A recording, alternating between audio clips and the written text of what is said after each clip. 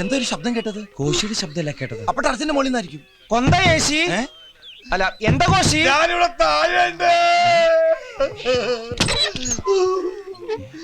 എന്താ പറ്റി? മുള്ളാൻ മുട്ടിയപ്പോ വീട്ടിൽ ഓർമ്മ വെച്ച് മുറിന്ന് മുറ്റത്തേക്ക് ഇറങ്ങിയതാ. എന്തായാലും മുറ്റത്തെത്തിയല്ലോ, ഇനി മുള്ളല് കഴിയട്ടെ. അത് താഴേക്ക് ലാൻഡ് ചെയ്തപ്പോ തന്നെ പോയി. കോശി വീണതുകൊണ്ടൊരു ഗുണമുണ്ടായി. എന്താ? കൃത്യസമയത്ത് ഉണരാൻ പറ്റി. അലാറം വെക്കാണ്ട കിടന്നത്. അല്ല, കോശി ഇവിടെ സ്ഥിരമായിട്ട് ഉണ്ടാവെങ്കിലേ അലാറം വെക്കുന്ന ടൈപ്പീസ് നമുക്ക് അങ്ങോട്ട് വിൽക്കായിരുന്നു. സംസാരിച്ച സമയം കണ്ട് വേഗം റെഡിയാ നോക്ക്, നമുക്ക് പോണ്ടേ? എവിടെ പോകുന്നു? ഇന്നലെ പറഞ്ഞ ആ അടിപൊളി ചെലവിന്റെ കാര്യം മറന്നാ? ഓ, കോശിയുടെ വീഴ്ചയിൽ ഞാനത് അങ്ങോട്ട് മറന്നു. ഞാൻ വീഴ്ചയില ഓർത്തത്. ഇതാ കാശ്. ബാക്കി എല്ലാം സെറ്റപ്പ് ആക്കി വെക്കുക. അപ്പോഴും ഞങ്ങളോട് വരാം. വാ, പൊളിച്ച് നിൽക്കട്ടെ. നീ വണ്ടി സ്റ്റാർട്ടാക്കി റേഡിയേറ്ററിൽ വെള്ളം ചൂടാക്കി എനിക്ക് കുളിക്കണം. എന്റെ അമ്മേ. കോശി, ഇനിയെങ്കിലും സൂക്ഷിച്ചും കണ്ടൊക്കെ നടക്ക്. എന്നെ ഇമിറ്റേറ്റ് ചെയ്യണം. അമ്മ ആദ്യം ബക്കറ്റ് ഇവിടെ കൊണ്ടുവന്ന് വെച്ചാ സൂക്ഷിച്ചും കണ്ട് നടക്കണ്ടേ സുന്ദര.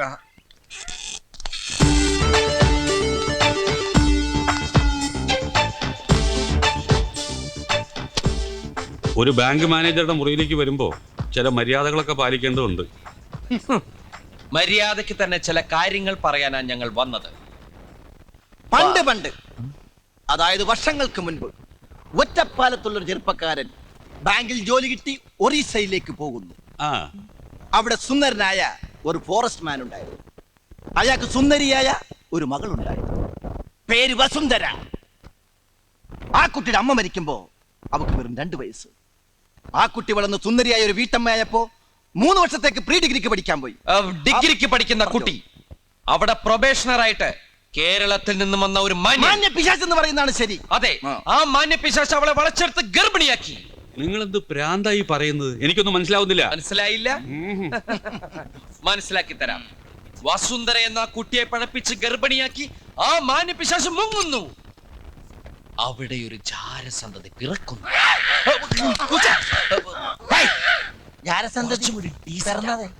പിശാച് ഇവിടെ വന്ന് ഒരു കല്യാണമൊക്കെ കഴിച്ച് ബാങ്കിൽ ജോലി നോക്കി സുഖമായിട്ട് ജീവിക്കുന്നു. ഇപ്പോഴും മനസ്സിലായില്ല? വേണമെങ്കിൽ ഒരു ക്ലൂ തരാം. തലയിൽ മുടിയില്ല. ഞങ്ങളുടെ മുന്നിൽ ഇരിപ്പുണ്ട്. നിങ്ങളുടെ സ്വന്തം രക്തത്തിൽ പിറന്ന പെൺകുട്ടി ഇപ്പൊ ഞങ്ങളുടെ കൂടെയുണ്ട്. ഇപ്പൊ ഞങ്ങളിത് മറ്റാരോടും പറഞ്ഞിട്ടില്ല. പറയേണ്ടി വന്നേക്കും. ഞങ്ങളുടെ RC ബുക്കും പേപ്പറും തന്നില്ലെങ്കിൽ ശ്രീധര കൈമളുടെ ജാരസന്ധതി കഥ ഞങ്ങളുടെ അങ്ങാടി പാട്ടാക്കും. ഇത് സത്യം. ശിവം സുന്ദര. പിന്നെ സാറിന് ഈ ഓഞ്ഞ മൊട്ടത്തല പുറത്ത് കാട്ടി ആകാശം നോക്കി നടക്കാൻ കഴിയില്ല. ബ്ലാക്ക് മെയിൽ ചെയ്യണോ? No, white mail. ഞാൻ പുറത്തുണ്ടാവും ഉണ്ണി. നിനക്കൊന്നും ഇനി ഒരു അളവുമില്ല. 24 മണിക്കൂറിനകം ഞാൻ തന്ന കാശ് തിരിച്ചു തന്നില്ലെങ്കിൽ നിന്റെ ചക്കട വണ്ടി ഞാൻ ജപ്തി ചെയ്യും.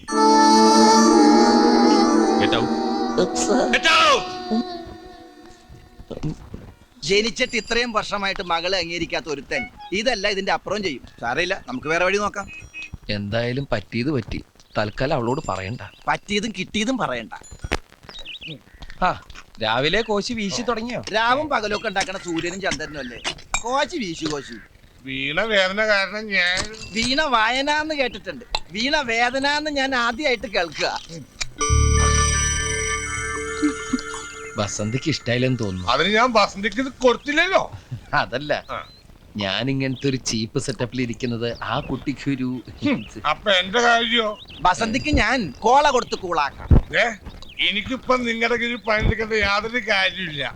പിന്നെ എന്റെ കുടുംബം പട്ടിണി എടുക്കണമെന്ന് വിചാരിച്ചിട്ടാ ഞാനിത് അടിക്കും. കോശി ലേശം ഓവറാ. ഞാൻ ഓവറൊന്നുമല്ല, ഒരു 6 റുപ്യ കഴിച്ചിട്ടുണ്ട്.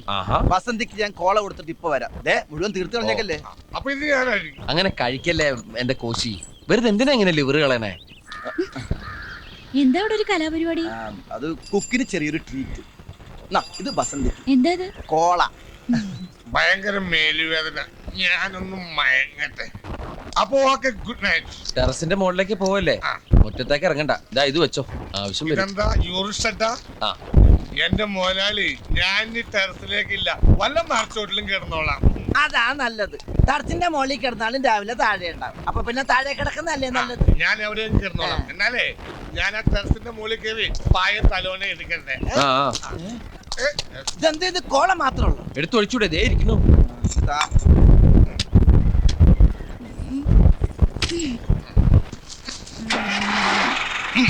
ഇതെന്താ ഭൂമി കുലുക്കോ?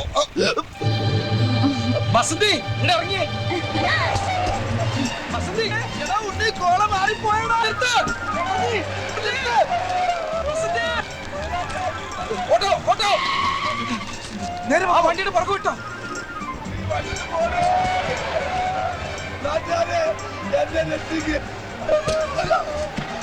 വേഗം പോ, വേഗം പോ. കോച്ചി, കറണ്ട് കമ്പി നോക്കണേ. വേഗം വിടറോ. അടുപ്പിക്ക് അടുപ്പിക്ക് അടുപ്പിക്ക്. കുറച്ചുകൂടി കുറച്ചുകൂടി. പിടി പോട്ടെ പിടി പോട്ടെ. കോച്ചി പിടിച്ചിരുന്നോ?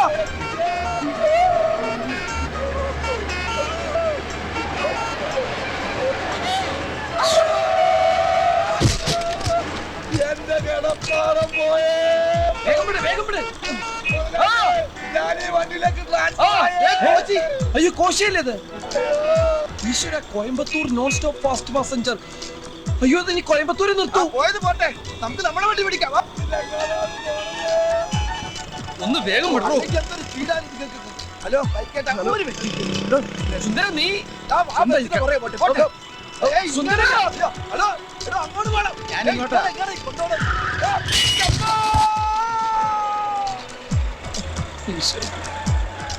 ഏയ് നിർത്ത്.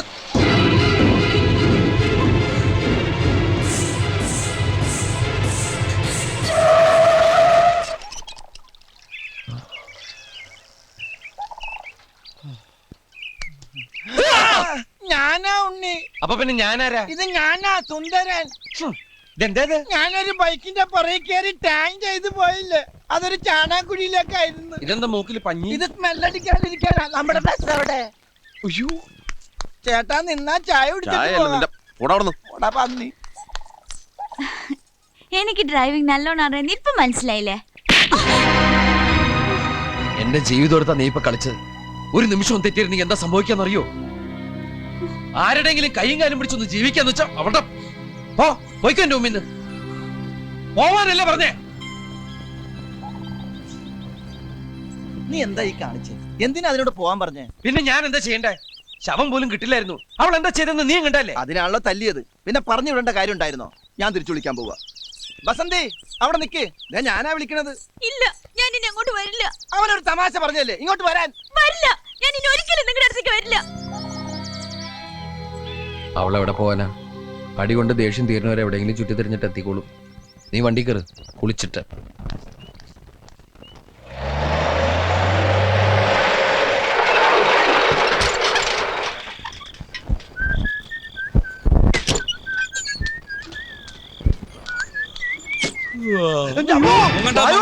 ജപ്തി ചെയ്യാനല്ല, ലോൺ സാങ്ഷൻ ആയ കാര്യം അറിയിക്കാനാ ഞാൻ വന്നത്.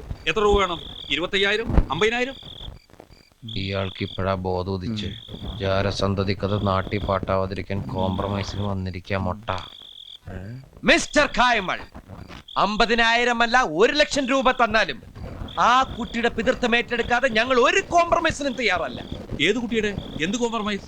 ഓർമ്മയില്ല? ഇല്ല. ഞാൻ വീണ്ടും ഒരു ക്ലൂ തരാം. കണ്ണടയുണ്ട്, മുടിയില്ല. ഞങ്ങളുടെ മുന്നിൽ നിൽപ്പുണ്ട്. ഇനി ഇത് പറഞ്ഞാണ്ടല്ലോ വീണ്ടും നീ വെച്ചേരും. അപ്പൊ ലോൺ തരാന്ന് പറഞ്ഞത് 5 ലക്ഷം ഉറുപ്പിയുടെ ബാങ്ക് ഗ്യാരണ്ടി ഇയാളുടെ പേരിൽ എന്റെ ബാങ്കിൽ വന്നോണ്ട്. 5 ലക്ഷം രൂപയാ എന്റെ പേരിലോ? സംഗതി സീക്രട്ട് ആയിട്ടാണ് എത്തിയതെങ്കിലും കോഡ് നമ്പർ വെച്ചെല്ലാം ഞാൻ തപ്പിപ്പിടിച്ചു. മിടുക്ക, എങ്ങനെ ഒപ്പിച്ചു ഈ പോണ്ടിച്ചേരി കണക്ഷൻ? ഞങ്ങൾക്കൊരു ചേരിയായിട്ട് കണക്ഷൻ ഒന്നുമില്ല. പിന്നെങ്ങനെയാ പോണ്ടിച്ചേരി ആഭ്യന്തരമന്ത്രി സന്താനത്തിന്റെ മകൾ ഗായത്രി ദേവിയുടെ ബാങ്ക് അക്കൗണ്ടിൽ നിന്ന് 5 ലക്ഷം ഉറുപ്പിയുടെ ഗ്യാരണ്ടി വന്നത്? മറ്റൊരു സ്പൈ വർക്കിലൂടെ ഒരു പെണ്ണ് ഈ വണ്ടിക്കകത്ത് നിങ്ങളോടൊപ്പം താമസമുണ്ടെന്ന് ഞാൻ അറിഞ്ഞു. അത് ബസന്തി അല്ലേ? ഇവിടത്തെ ബസന്തി ആയിരിക്കും അവിടത്തെ ഗായത്രി. അവിടുത്തെ ഗായത്രി ആയിരിക്കും ഇവിടുത്തെ ബസന്തി അല്ലേ? അപ്പൊ അവിടെ കള്ളപ്പേരില് കള്ളപ്പേരിൽ തന്നെ നിൽക്കുകയാണെന്ന് വെച്ചോ. പോണ്ടിച്ചേരി മന്ത്രിയുടെ മകള് മലയാളം പറയൂ. ഓ എടോ, അവളുടെ അച്ഛൻ ആ മന്ത്രി ശരിക്കൊരു മലയാളിയാ. പണ്ടെങ്ങാണ്ടോ ഇവിടുന്ന് നാട് വിട്ടു പോയതാ. ഏതോ ഒരു ഒറ്റപ്പാലംകാരിയെയാണ് കല്യാണം കഴിച്ചിരിക്കുന്നതെന്നും ഞാൻ അറിഞ്ഞു. അതൊക്കെ പോട്ടറോ, ആ കുട്ടി എവിടെ? അവള് പോയി. ഇവിടെയും കൂടെ ഉള്ളൂ ഇനി തപ്പാൻ. ഇറങ്ങ ഇറങ്ങ. ബസന്തി ബസന്തി വസന്തി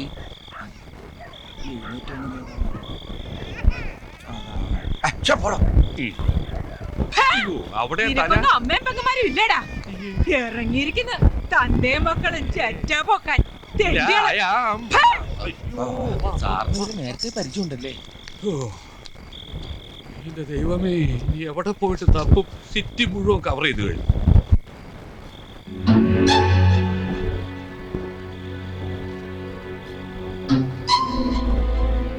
ഇതവളാ.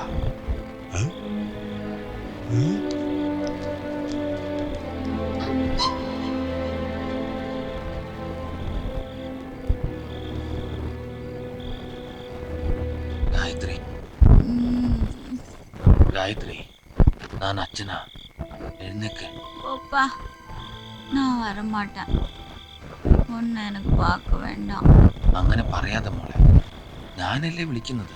ஆமா, நீ பெரிய மினிஸ்டர். அதுக்கு எனக்கு என்ன வந்துச்சு? எனக்கு ஒன்றும் இல்லை.